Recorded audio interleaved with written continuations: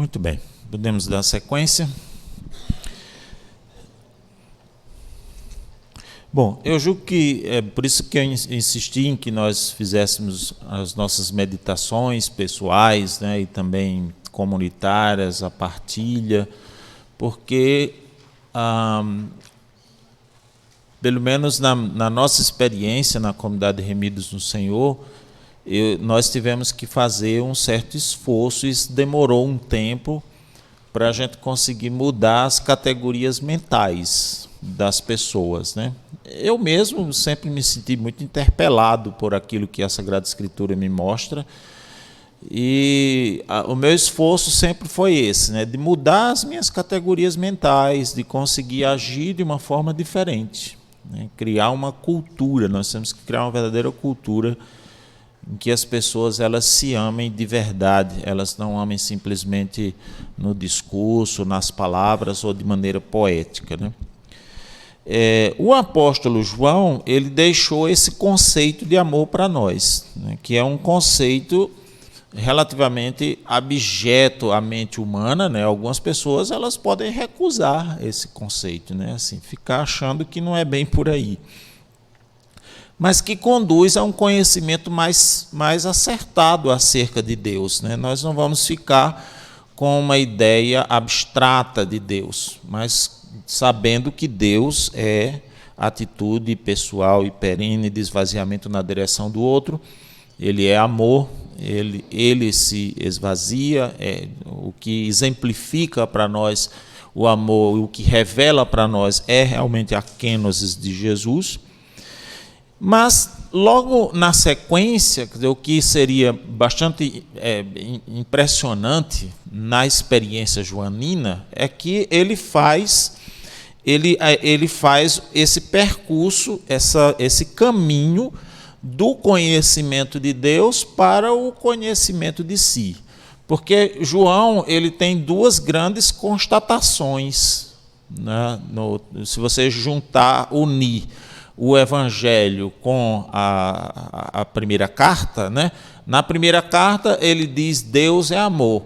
No Evangelho ele se declara o discípulo amado. Então nós temos aqui as duas grandes constatações joaninas a respeito de Deus e de si mesmo, né?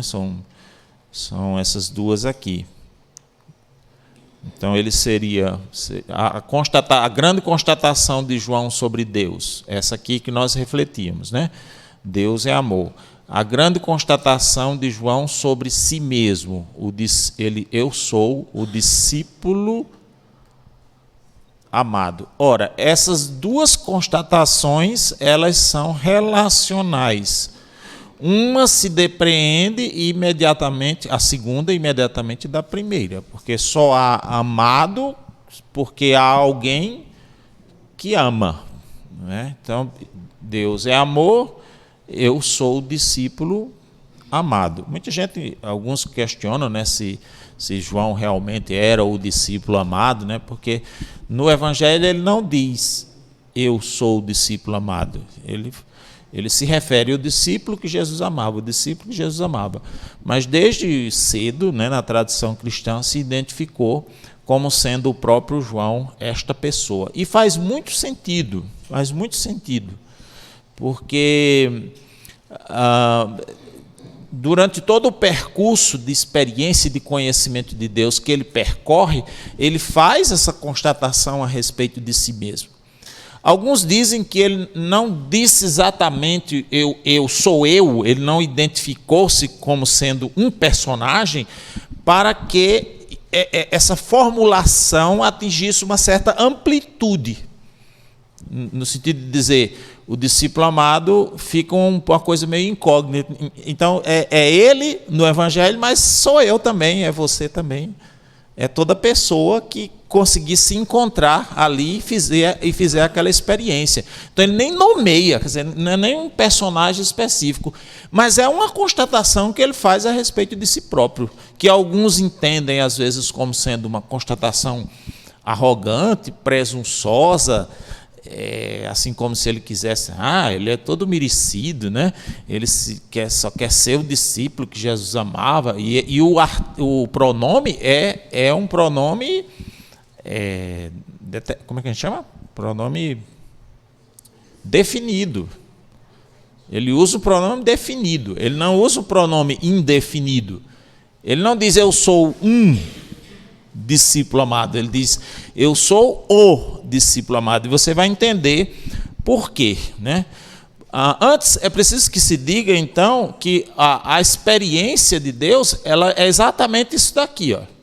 Se Deus é atitude pessoal e perene de esvaziamento em direção do outro, Deus é amor, então o discípulo amado é aquele na direção de quem Deus se esvazia.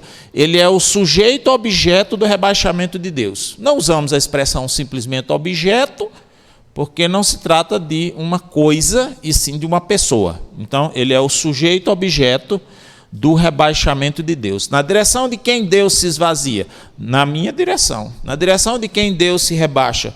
Na minha direção. Isso é o que a gente chama de experiência de Deus. É quando o sujeito, ele constata isso. Ele percebe isso, e volta a dizer, como disse no começo, não só nos sentimentos, mas ele vai constatando isso também na inteligência, ele vai constatando na vontade, ele vai constatando isso no próprio corpo, e ele vai vivendo isso como um processo que redunda, tanto mais ele conhece a Deus, mais ele se conhece a si próprio, porque mais ele experimenta essa condição fundamental da sua identidade, que é a sua condição a condição de pessoa amada. Agora, é claro que ele precisa experimentar isso de maneira pessoal. E aí, veja, a gente já pregava isso, a gente já prega isso no seminário de vida. A gente tem que experimentar isso de maneira pessoal. Não se pode dizer assim, Deus, quer dizer, não se pode dizer, mas não é preciso quando a gente fala Deus nos ama, Deus ama a humanidade. Sim, claro, né? Até o Evangelho diz, de tal modo Deus amou o mundo. Então você tem ali algumas categorias genéricas. Mas o ser humano, para poder atingir o autoconhecimento, ele precisa experimentar isso de forma pessoal. Deus me ama. E é por isso que João usa o pronome definido. É porque ele fez a experiência pessoal. Não a experiência de ser, né, de estar ali numa multidão entre os discípulos e, Deus ama todos aqui que nós estamos aqui, Deus ama a todos nós. Não, ele fez a coisa de maneira pessoal, particular. Diria mais, como é que isso se processa? Como é que nós experienciamos, vivenciamos concretamente este sentimento de ser amado por Deus, né? De fazer o que seria a experiência pessoal com o amor de Deus. É quando o indivíduo se sente, se constata, se percebe como sendo aquele em sentido individual na direção de quem Deus se esvaziou, se rebaixou e se deu por completo. Não uma parcela do amor de Deus foi dada para mim. Foi o amor de Deus todo que foi dado a mim.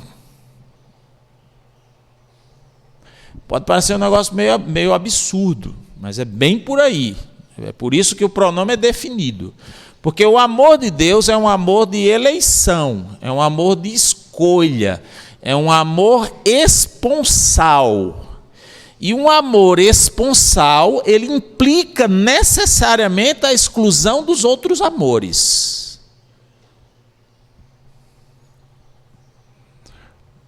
Vou escandalizar um pouquinho mais. Deus me amou de uma forma que não sobrou amor para vocês.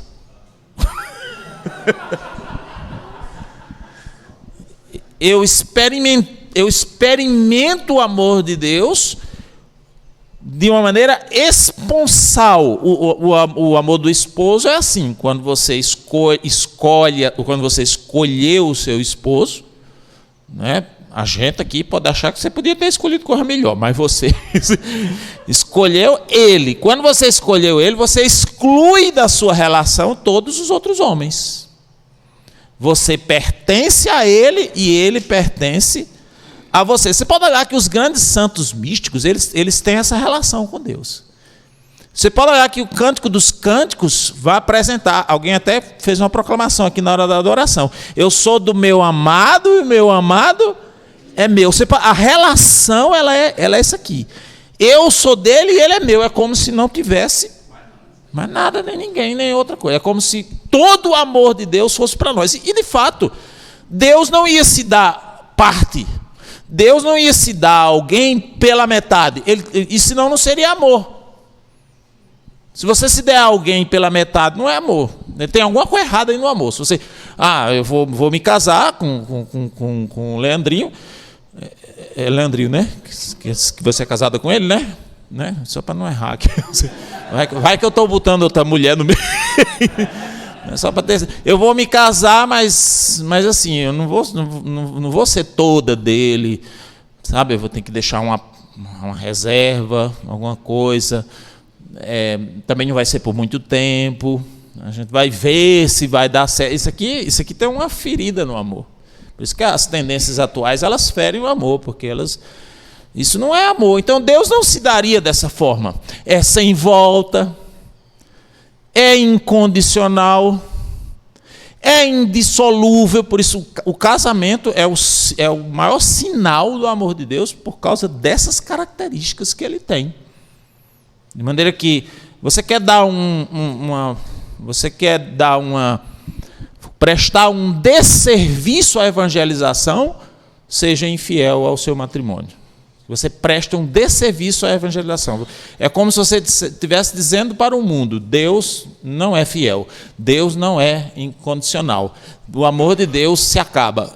Sabe? A indissolubilidade do matrimônio é uma coisa fechada do ponto de vista teológico à luz da antropologia cristã. Os moralistas eles criticam a vinculação dessa indissolubilidade ao vínculo jurídico canônico. Isso sim a gente pode questionar. Então dizer assim que o fato de ser indissolúvel o matrimônio, a pessoa está casada ou não está casada, a gente leva em conta somente o vínculo jurídico sacramental. Isso aqui os moralistas questionam, porque nem sempre esses casamentos são realizados com os requisitos necessários de liberdade, de compreensão do mistério, etc. e tal. Quantas pessoas se casam sem saber nem o que está fazendo na vida? Então você pode questionar isso, mas a indissolubilidade do matrimônio, enquanto tal, ela é inquestionável, porque senão ele não seria um sinal do amor de Deus. O amor de Deus ele é todo. Deus se dá todo para a pessoa. E quando ele se dá todo, depois, quando a gente vier no outro ano, eu vou trazer só o cântico. Vamos fazer um retiro sobre o Cântico dos Cânticos. Vamos fazer para poder a gente explorar o Cântico dos Cânticos. Quando ele se dá todo, e se dá sem volta, ele exclui os outros amores. Lógico que Deus tem uma característica que nós não temos. Ele pode fazer isso com você, e pode fazer isso com você, e pode fazer isso com você, e com você, e com você. Como? Não me pergunte. Agora eu faço como o Matuto lá. É os poderes de Deus. É os poderes de Deus. Ele são os mistérios divinos. Ele faz com que um ser seja Deus e homem. 100% Deus, 100% homem. Ele faz com que dois sejam um no matrimônio. Ele faz com que uma mulher seja mãe e virgem. Ele faz e fez com que minha filha seja a minha cara e seja bonita. Você me explica isso, que eu te explico, né, como é que ele consegue isso. Então, aquilo que o ser humano não consegue fazer, porque a gente teria que excluir, né, realmente todos os amores, em concreto, mas Deus faz isso. A experiência pessoal com o amor de Deus, ela precisa chegar nesse nível, entendeu? Que é o nível dos grandes santos que fazem esse mergulho. E quando a pessoa, Deus se dá de tal maneira que você pode dizer, de certa forma, que você possui Deus. Santa Teresinha tem uma poesia, que depois foi musicada, acho que pela irmã Kelly Patrícia, que eu chamo Melô do Egoísta, porque ela diz assim: o céu é meu, é minha terra, e minhas são todas as gentes, os pecadores são todos meus, também os justos são meus os anjos e a mãe de Deus, até Nossa Senhora é dela, e todas as coisas são minhas, o próprio Deus é meu e para mim, porque Cristo é meu e todo para mim. Essa pessoa ela só pode ter vivido essa experiência de totalidade, de unicidade, né? Então você pode até sentir o amor de Deus em algum momento, mas se não aprofundar para essa dimensão, a coisa vai ficando um pouco perdida no passado. Vai ficando limitada àquele momento que você viveu, naquele dia que você sentiu alguma coisa. Aí a gente fica forçando a barra para poder querer voltar ao primeiro amor. Você tem que progredir. E progredindo, sentir, perceber a coisa dessa maneira. E é muito interessante, inclusive, que Deus tenha feito uma pedagogia de revelação. Porque no Antigo Testamento, por exemplo, você vê essas escolhas muito claras, essas eleições muito claras. Sabe, Deus preferiu Jacó e não Esaú. Deus preferiu Abel e não Caim. Engraçado, né? Aquele negócio da Bíblia. O pobre do Caim vai oferecer os frutos lá da terra, Deus não recebe. Por quê? Alguns dizem, não, porque Caim não ofereceu com amor. Você sabe. Você conhece Caim? Perguntou ele. Você não sabe, né?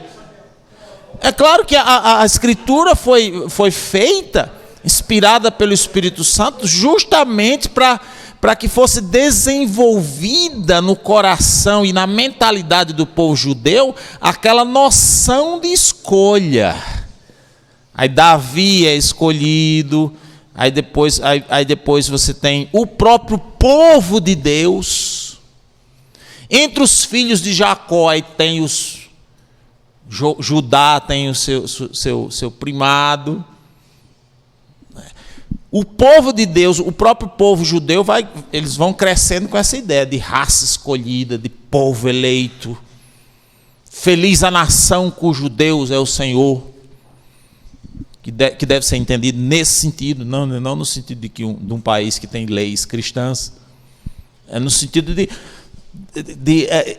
Deus escolheu esta nação e abriu mão das outras. Até Jesus, em algum momento da sua experiência, ele diz, não, eu não fui enviado senão as ovelhas perdidas da casa de Israel. Vai desenvolvendo. Por isso que eu tenho uma pena danada de São Pedro na casa de Cornélio.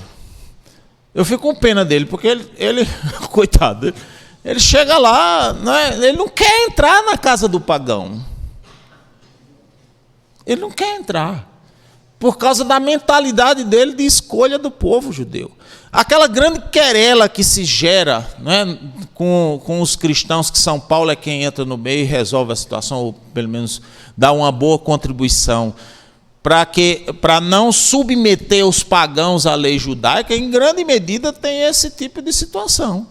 Então, você tem o São Pedro, por exemplo, que já tinha passado por 3 anos de formação com Jesus, já tinha sido nomeado Papa, já tinha negado Jesus, já tinha superado, já tinha dito eu te amo 3 vezes, aí você, não, mas não tinha ainda o Pentecoste. Já tinha o Pentecoste, já tinha recebido o Espírito Santo, já era um grande pregador, já tinha convertido um monte de gente. Na casa de Cornélio, Agora eu estou vendo que Deus não faz acepção de pessoas. Um negocinho que não parece nada. Que para nós seria uma coisa extremamente elementar. Por quê? Por causa dessa pedagogia de escolha. Era fundamental criar na mentalidade dessas pessoas a ideia de que Deus escolhe. O seu amor é um amor de eleição. E essa escolha é uma escolha absoluta, depende unicamente da vontade dele, não tem nenhum tipo de justificativa em termos de mérito, nem de demérito. Então, Deus não escolhe a pessoa, não é porque ele é melhor, mas também não escolhe, não é porque ele é pior, como alguns dizem. Deus escolhe porque escolhe. Porque ele quer. O amor de Deus ele é totalmente gratuito, né? E ele implica numa doação de si. Eu já disse isso aqui para vocês. É muito importante a gente fazer essa distinção, né? Porque quando a gente diz Deus te ama, se a pessoa entende que amor é sentimento, ela entende Deus gosta de mim. Se a pessoa entende que amor é atitude, ela entende Deus faz coisas por mim. E as duas são verdadeiras, mas são visões parciais. Se você entende realmente que o amor é um rebaixamento e esvaziamento, quando você escuta alguém dizer Deus te ama, você entende Deus se rebaixa na minha direção. Ou mais especificamente, Deus se dá a si próprio a mim. O amor de Deus, portanto, seria até uma redundância. A gente fala Deus, o amor de Deus, porque seria um objeto, né? E neste caso, tanto o sujeito quanto o objeto é o próprio Deus. Então, quando eu digo, Deus vai me dar o seu amor, ele não está me comunicando um sentimento, ele não está me comunicando uma ação, ele está se comunicando a si próprio. E ele está se unindo a mim, como um casal se une, como um amor esponsal. É por isso que eu gosto demais do Cântico dos Cânticos. Gosto demais de ver aqueles negócios. É pena que nem toda palavra do Cântico dos Cânticos possa ser proclamada na missa, né? Porque tem uns que não dá, né? Imagina aquela... Seus peitos são como... Você imagina o cabo lendo um negócio aquele. Seus seios são como maçã, romãs. Seu não sei o que, seu ventre, não sei o que, palavra do Senhor. É um negócio muito estranho, né? O Cântico dos Cânticos, eles causam certo desconforto, né? Nas pessoas que fazem a leitura e tudo, mas quando você entende sob essa perspectiva, né, você consegue fazer a leitura daqueles textos com digamos assim, com uma tranquilidade espiritual, né, com uma identificação, porque o amor de Deus, além de tudo, pode ser considerado um amor erótico, no sentido de que Deus não pode estar diante da criatura humana sem ir na direção dele, porque o amor de Deus é um amor apaixonado. Ele não consegue, sabe? Você já fez a experiência de estar apaixonado? Por mais que você não queira se aproximar do camarada, quando você menos espera, você está perto dele. Por mais que você não queira, né, mas parece que tem uma força dentro da gente que vai causando desconforto, né? Por isso que é muito fácil você perceber quando alguém está apaixonado por outro. Às vezes o casal ainda não está nem sabendo que está apaixonado, a comunidade todinha já está dando conta. Não é? Porque tem os trejeitos, quando a mulher começa com afastadinho de cabelo, o negócio a gente já vai desconfiando. Então, por quê? Porque tem esse impulso interior. Então, Deus tem um amor eros, tem um amor erótico. E, claro, a gente não teria muita coragem de dizer isso se não fosse a afirmação de Bento XVI mesmo, a Deus Caritas Est, né? Ele ama, e esse seu amor pode ser qualificado sem dúvida como eros, embora seja ágape. Você já percebeu que na nossa pregação cristã nós fizemos muita oposição entre essas duas dimensões do amor? A gente hipervalorizou isso aqui e a gente tinha preconceito com isso aqui. E nesse sentido, Nietzsche estava certo. Porque a Deus Caritas Est, para quem não sabe, é um diálogo, pelo menos em algumas de suas partes, é um diálogo de Bento XVI com Nietzsche. Porque Nietzsche acusa o cristianismo de ter matado o Eros. E, de fato,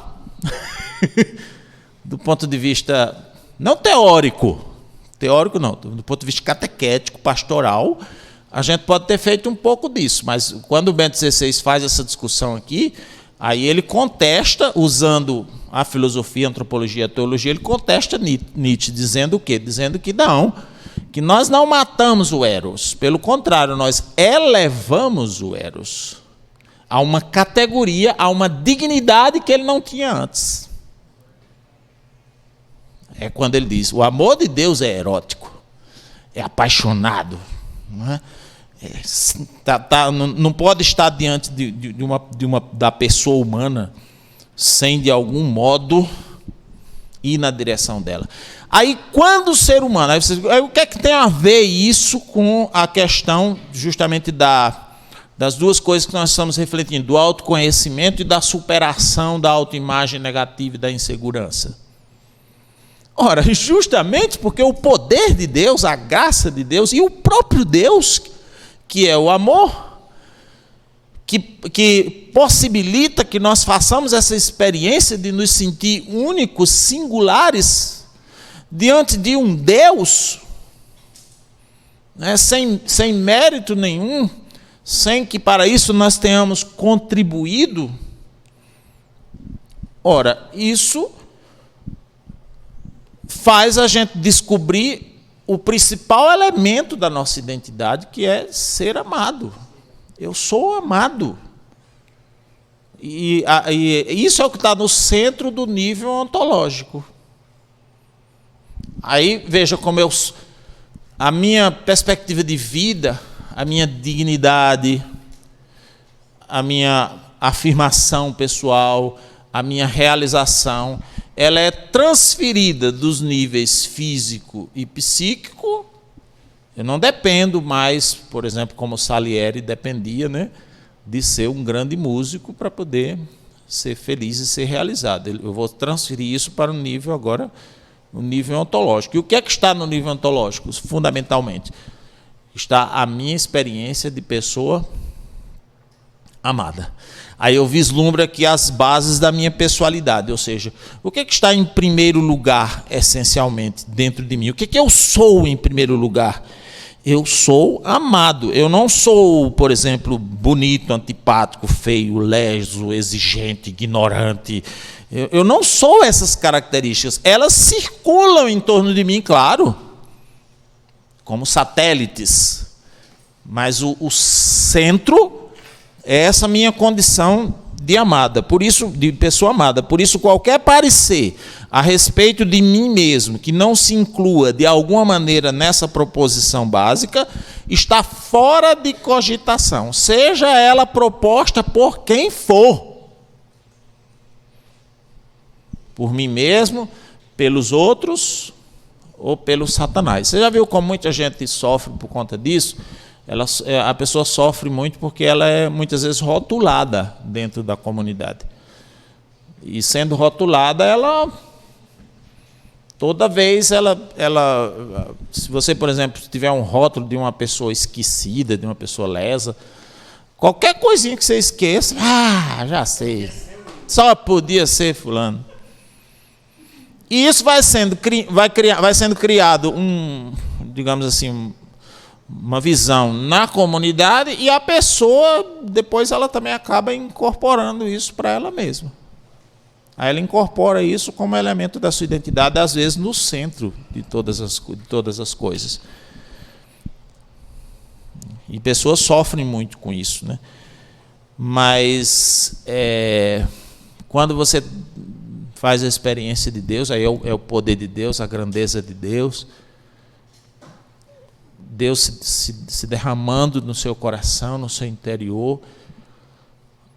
Você sente isso, você percebe isso afeta seus sentimentos, afeta sua vontade, afeta sua inteligência, afeta seu corpo. Por isso que tem muita gente que às vezes tem experiências até físicas, né, de tremor, de choro, de alegria, de ficar pulando de alegria, por causa da experiência que Deus, daquilo que a experiência de Deus provoca em nós, né?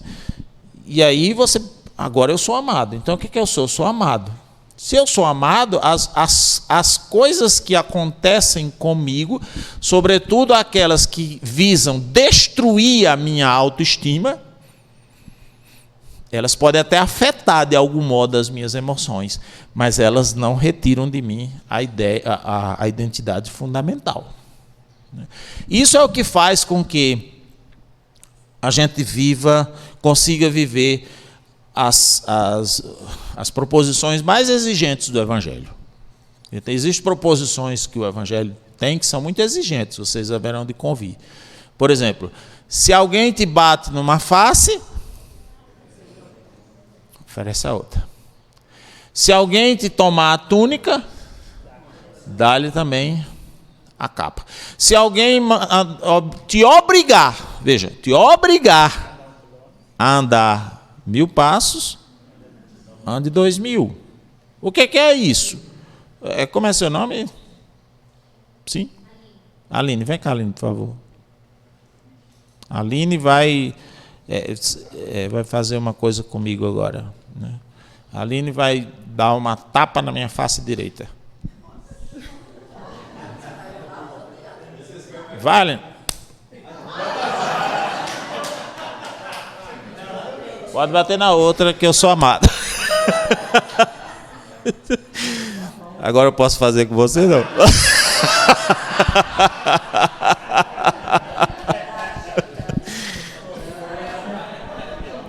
Porque quando a pessoa recebe a tapa no rosto, é uma coisa simbólica. É uma coisa simbólica enquanto está na leitura. Mas quando você sente, você tem vontade de reagir. Por isso que talvez Jesus tenha usado isso, né? Porque é uma coisa que realmente afeta você. Se bater na cara de alguém tem uma certa agressividade, digamos assim. É diferente de você bater nas costas, né? Bater na cabeça, tem uma certa agressividade. Nosso impulso inicial é reagir. Aí a pessoa, o cristão, porque ele sente-se atingido na sua imagem. Porque é, inclusive, humilhante. Levar uma tapa na cara é humilhante.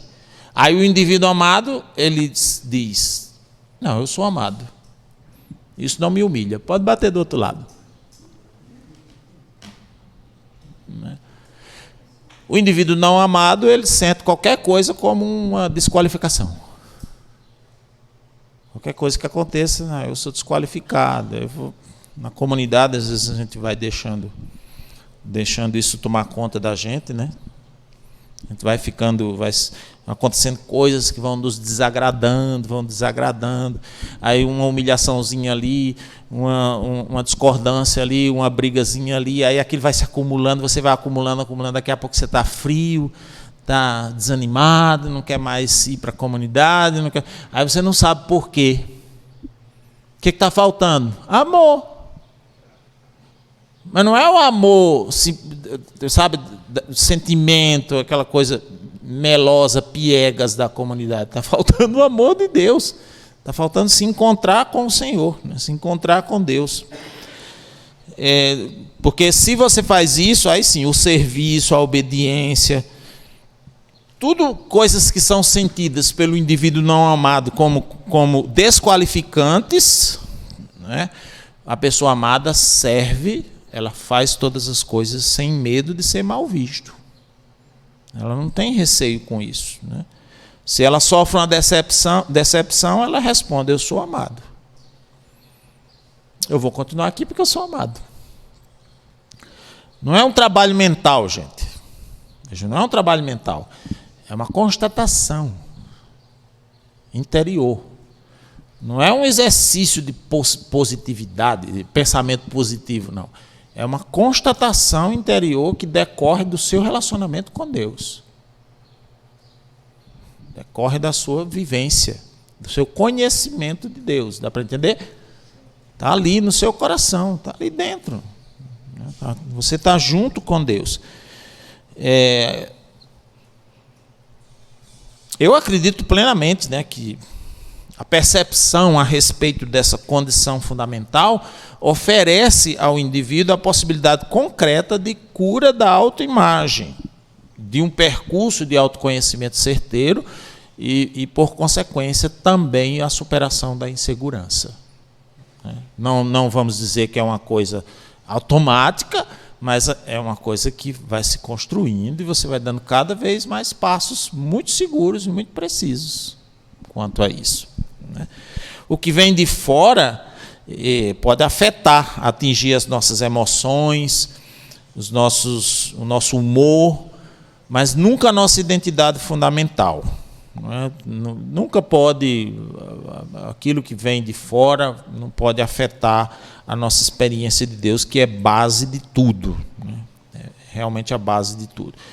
Quem não faz ou aprofunda essa experiência, eu acho que tem dificuldade justamente de se emancipar da autoimagem negativa. Aí cai naquele tipo de equívoco que nós falamos, que é muito comum no ambiente religioso, de se depreciar em nome da humildade. Porque uma visão serenamente positiva acerca de si mesmo, gente, está longe de qualquer atitude pretensiosa, viu? É uma visão positiva. Serenamente positiva e agradecida. Você sabe que não vem de você, que isso você recebeu como um dom, gratuitamente. A pessoa que você é um dom, a vida é um dom. Alguém lembrava isso hoje de manhã, ontem. A vida é um dom. Acho que foi hoje de manhã, alguém rezava aí, né? A gente podia ter morrido de noite.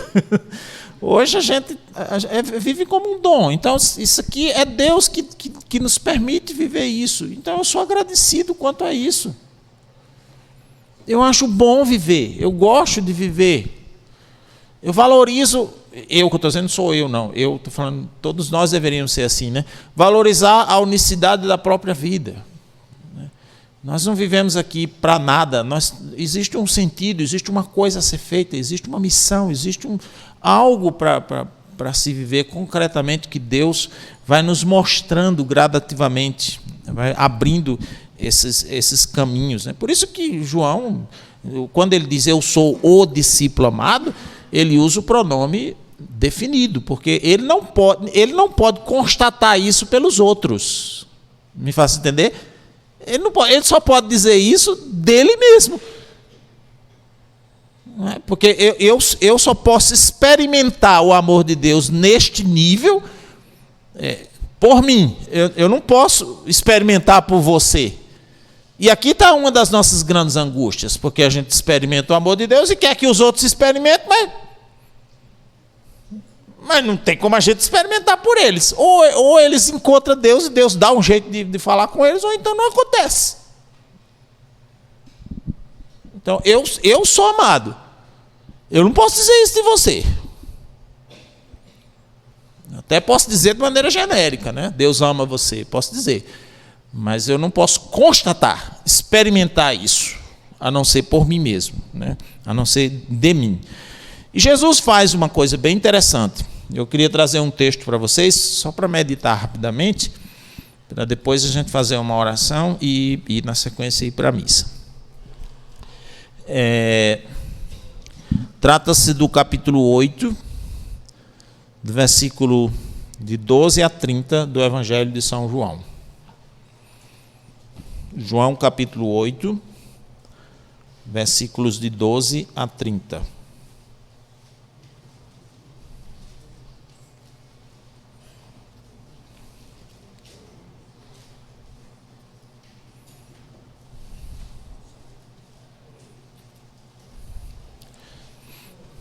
Esse é um texto muito interessante, porque é Jesus discutido com os fariseus sobre um assunto que não é muito, não poderíamos dizer assim, não é muito comum Que a gente vê Jesus discutindo com os fariseus sobre questão de cura, sobre questão da lei, né? Do sábado, se não pode no sábado. Ontem mesmo a gente via no Evangelho, pode curar no sábado, pode não curar no sábado, não sei o que tá.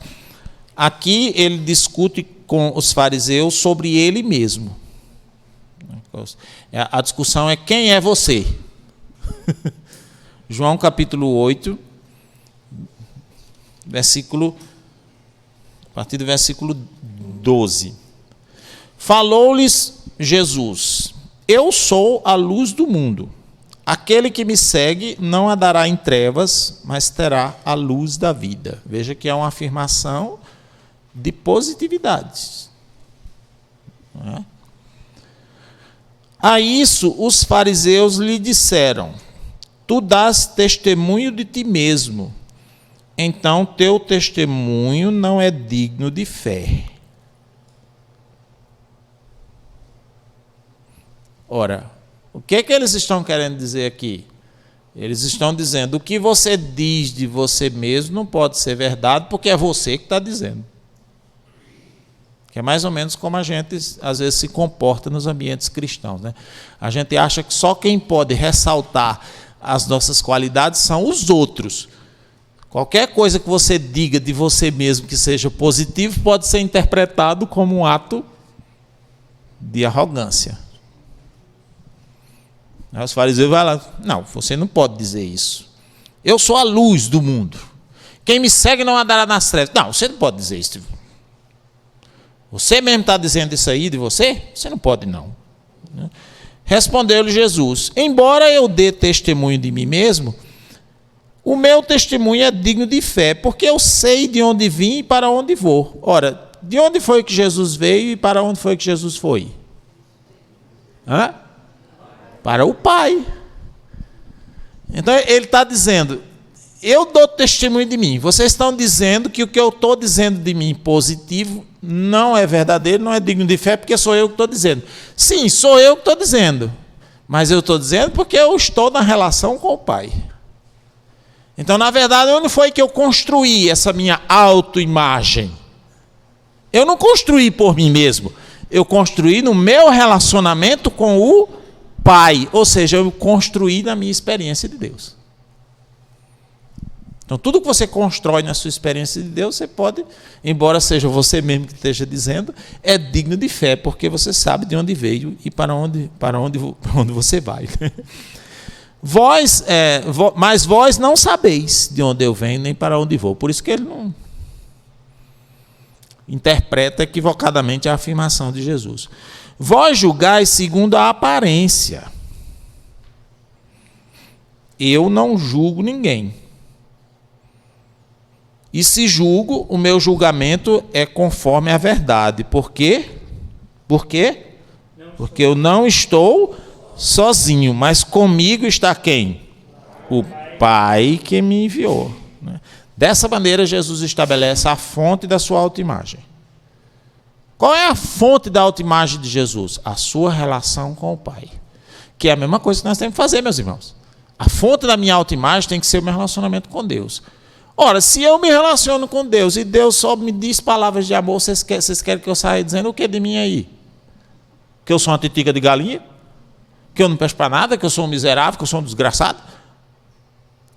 Seria um negócio muito estranho. Isso nada tem a ver com jactância. É claro que a gente tem que ter humildade, mas a humildade é uma virtude, é outra situação. Portanto, não se trata de vangloriar-se, mas de poder dizer a respeito de si mesmo tudo aquilo que o Pai também diria. Você está entendendo? Deus diria de mim que eu sou amado, então eu posso dizer que eu sou amado. Deus diria de mim que eu sou maravilhoso? É claro, por isso que o salmista diz, né? Vós me fizestes como a criatura perfeita, com toda a perfeição, como é que diz? Como é maravilhoso tu me fizestes. Maravilhas, exatamente, maravilha, meu Senhor, sou eu. Que maravilha, meu Senhor, sou eu.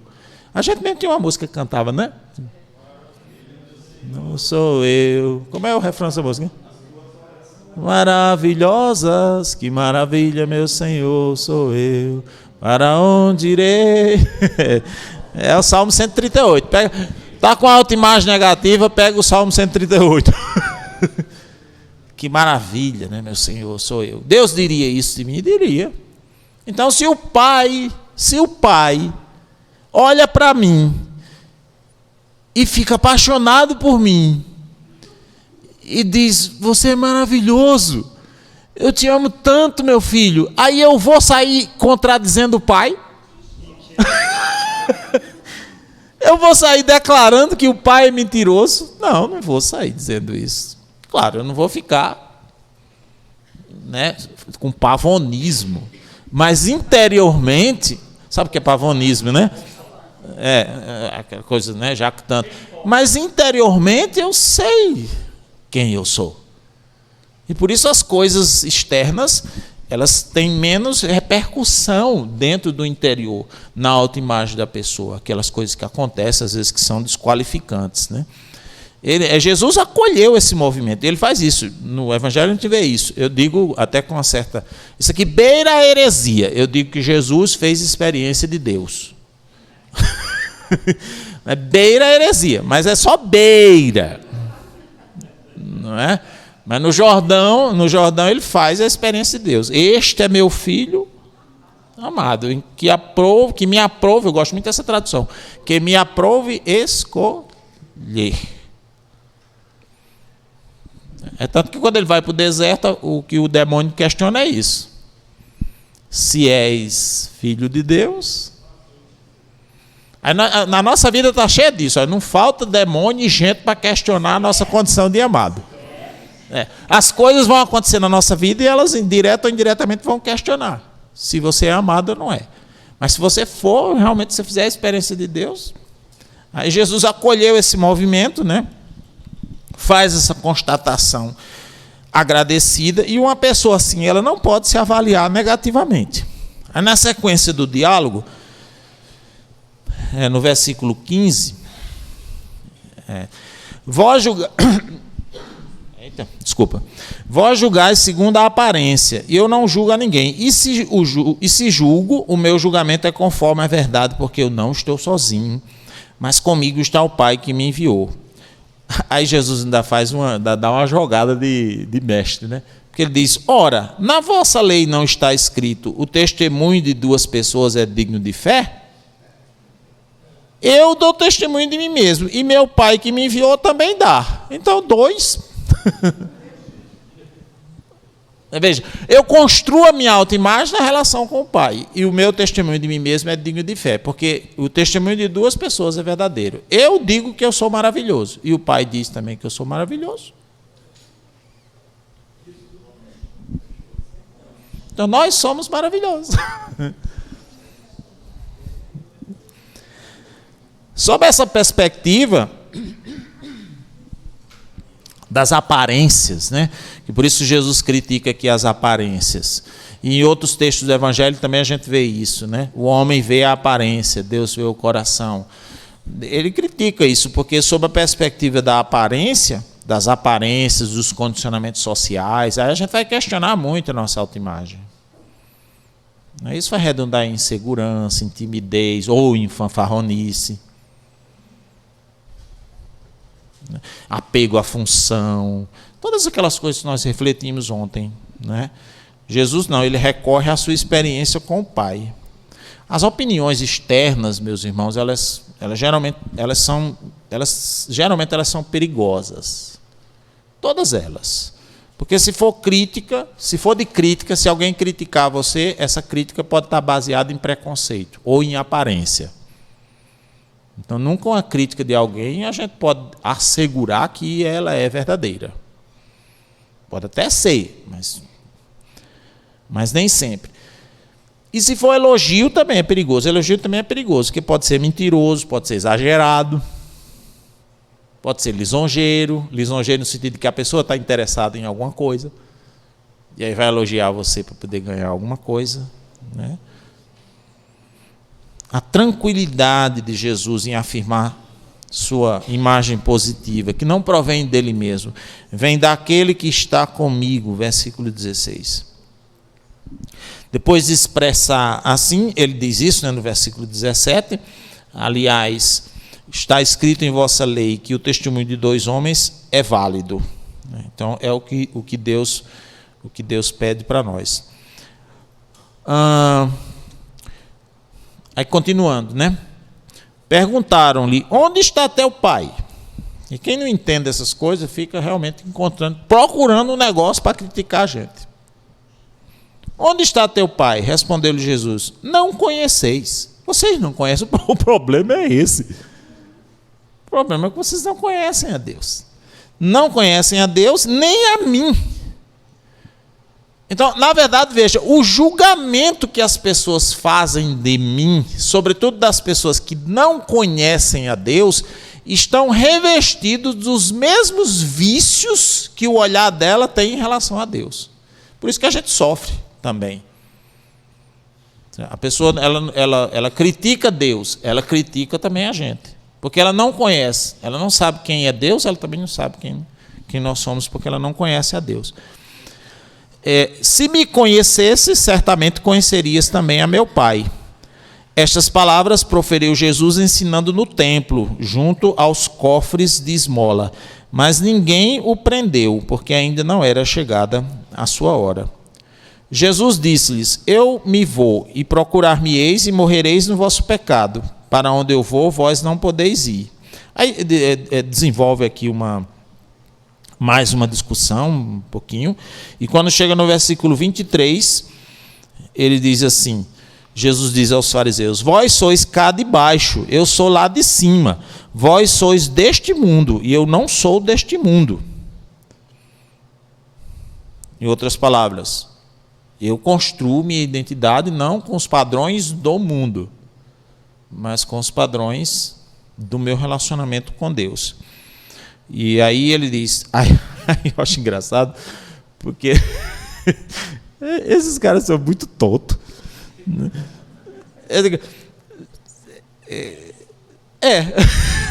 Depois de um conversa desse todinho, ele explica todas essas coisas. Aí é a pergunta dos caras, quem és tu? Perguntaram eles então, e Jesus diz, exatamente o que eu vos declaro. Ou seja, eu já disse. Vocês querem que eu repita tudo de novo? Né? Eu tenho muitas coisas que dizer e julgar a vosso respeito. Mas o que me enviou é verdadeiro, e o que dele ouvi, eu digo ao mundo. Eles, porém, não compreenderam que lhes falava do Pai.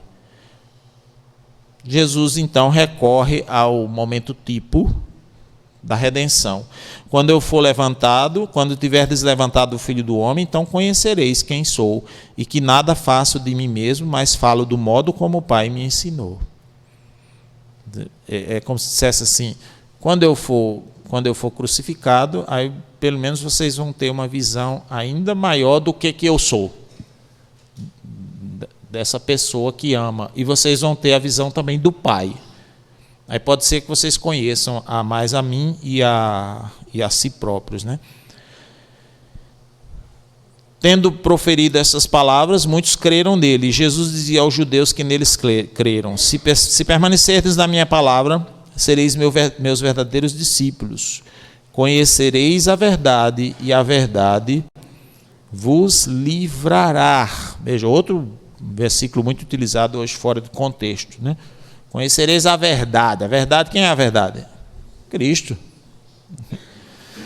Replicaram-lhe, somos descendentes de Abraão e jamais fomos escravos de ninguém. Como dizes tu, sereis livres?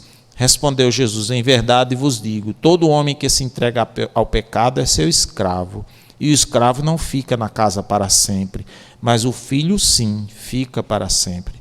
Se, portanto, o filho vos libertar, sereis verdadeiramente livres. Depois vem as outras afirmações que Jesus faz sobre si mesmo no Calvário. Então, eu espero que tenha me feito entender, né, que como que nós, no relacionamento com Deus, construímos a nossa identidade no nível ontológico. Aí as outras coisas, é claro, os carismas, os dons, tudo faz parte da nossa vida. Mas uma pessoa assim, ela pode se sentir, ela tem muito mais facilidade de superar a insegurança, entendeu?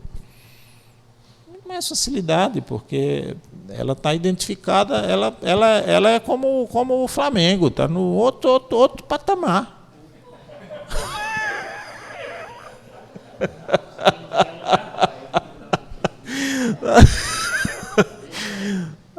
Outro patamar, entendeu? Outro nível. Desculpa aí os vascaínos. Mas conhecereis a verdade e a verdade. E a verdade vos libertará. Então, veja, eu tenho pensado assim que muito motivo de muitos desequilíbrios, né, propriamente humanos, decorre do conhecimento insuficiente de Deus. A gente precisa muito, né, conhecer mais a Deus. Feita a experiência de Deus, você tem um novo olhar sobre si mesmo. E esse olhar se torna potencialmente libertador, porque desprende a pessoa dos seus pecados e de sua autoimagem negativa. Algumas pessoas pensam assim, mas isso não acomoda a pessoa no pecado? Não, muito ao contrário. Porque quanto mais você se relaciona com Deus e mais descobre quem é você no relacionamento com Deus, pelo contrário, mais você quer abandonar o pecado para não desagradar a Deus, né? Que diferença faz, então, quando a pessoa se encontra consigo mesma sob essa perspectiva do amor, né? Muda tudo, muda tudo. Os dons que a pessoa possui, agora eles são encarados como um serviço para os outros e não para se autoafirmar. Que é por isso também ajuda a superar a insegurança, porque quando você entende que você é um dom, vamos imaginar que você vai prestar um serviço comum aí numa comunidade, né? Você vai coordenar uma oração, você vai fazer uma pregação, você vai prestar algum serviço. Bota isso na sua cabeça. Eu sou um dom para essa comunidade e eu tenho algo a oferecer para essa comunidade. É dentro dos meus limites? Mas eu vou dar o meu melhor. E o que não for suficiente, Deus haverá de completar. Ora, se eu vou com essa tranquilidade, aí eu não vou aqui pensando quem é que vai estar lá, quem é que vai me escutar, se vão rir do meu vocabulário, sabe? E se eu errar uma palavra, e se eu errar um texto, todo esse negócio, isso é medo. É medo porque você acha que aquilo vai ser algo que vai ferir a sua dignidade, vai ferir como se a sua dignidade dependesse daquilo. Não, você vai fazer a coisa, né, em espírito de serviço. O melhor possível, né? A pessoa, então, atinge alto grau de maturidade humana e se relaciona com Deus com confiança filial e com os outros com liberdade também. Não fica com apegos, com carências, exigindo amor, com inveja, ciúme, porque a pessoa agora está se ligando mais à outra. Esses negócios todos, né? Por tudo que possui, dá graças. E por aquilo que não possui, dá risada. Não tenho isso. Não tenho. Eu tenho um padre amigo que dizia, eu não queria ser feio, mas sou. Né? Então, fazer o quê, né? Dessa maneira, não existirá um discípulo se ele não puder atribuir-se a si o qualificativo de amado. Na verdade, os dois termos, né? Discípulo, amado, hoje em dia se fala muito nisso, né? De discipulado. Teve um tempo que estava bem na moda a igreja. Nós somos discípulos missionários. Mas tem muita gente querendo ser discípulo sem fazer a experiência de ser amado. Aí não dá certo. Ou pelo menos vai dar uma embuloada aí no meio de campo. né? A certeza de ser discípulo amado é que possibilita o reencontro da pessoa humana com a sua identidade perdida. Falaremos sobre isso no ensino de amanhã. Por ora, vamos fazer uma oração.